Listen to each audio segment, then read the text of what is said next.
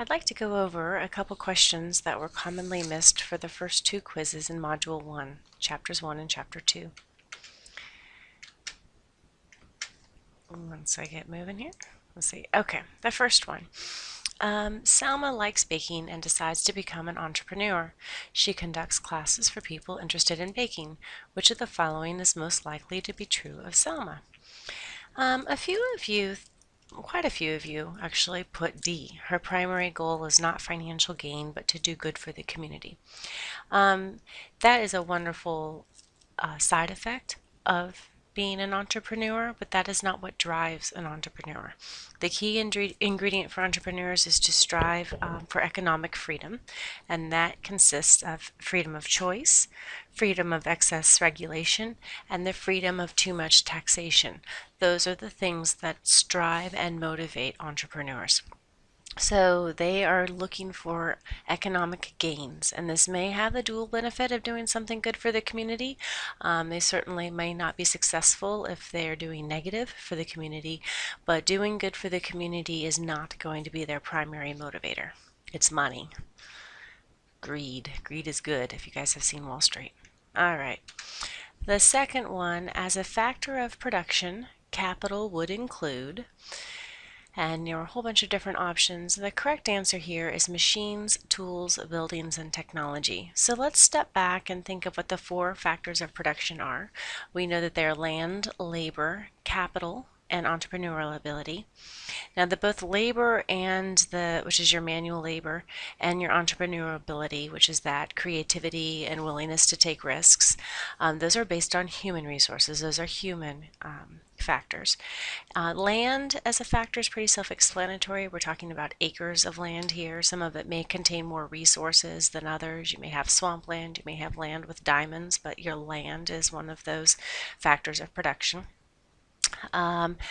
And then I also mentioned we have capital. So there's land, labor, capital, and entrepreneurial ability. Now the capital itself includes all manufactured aids used in producing consumer goods and services. So we're talking here about big things, factories, storage, transportation systems, distribution, tools and machinery. That's all capital. So when you look at this question, you have the best possible choice would be machines, tools, buildings, and technologies. Capital would include schools. They would include any sort of big building when you walk through the city. Those are, whether they're owned by the state or owned by individuals, they are a factor of production for that economy. All right, the third one I want to talk about, and it's also titled number 1. A tariff is, and there were tax on imports, tax on exports, or licensed on those things. The correct answer here was tax on imports.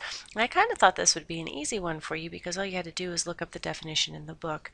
But because so many of you thought that a tariff was a tax on exports, I wanted to take a few moments to make sure we understand the difference between imports and exports and what these restrictive things such as tariffs are. So an import is something that you bring into your country, into your economy. An export is something you produce and ship out to another country. So imports come in, exports go out. Now a tariff is a tax on things that come in. So a tariff can be either specific, such as a tariff on a $10 barrel of oil, or it could be based on percentages, such as we have a tariff, or we could have a tariff, of 15% on all imported automobiles.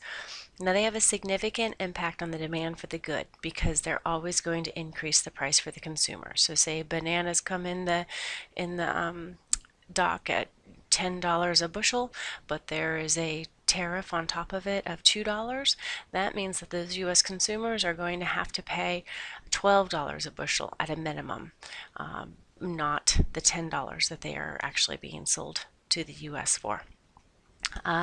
Sometimes a country can impose tariffs to protect a local segment of the economy. We see this a lot with auto manufacturers. Auto manufacturers in the U.S. want to protect a large share of their market. They want any automobile that's coming into the U.S. to be more costly for the U.S. consumer, so they lobby very heavy for tariffs on automobiles coming in from other countries. The key thing to remember with tariffs is that the U.S. price is always going to be higher after the tariff, and U.S. consumers are always going to be worse off. Trade restrictions such as tariffs or quotas, we'll hear about quotas more later, that's limiting the amount of goods imported into a country. Like there, you can only import 1,000 cars rather than taxing a percentage of the cars.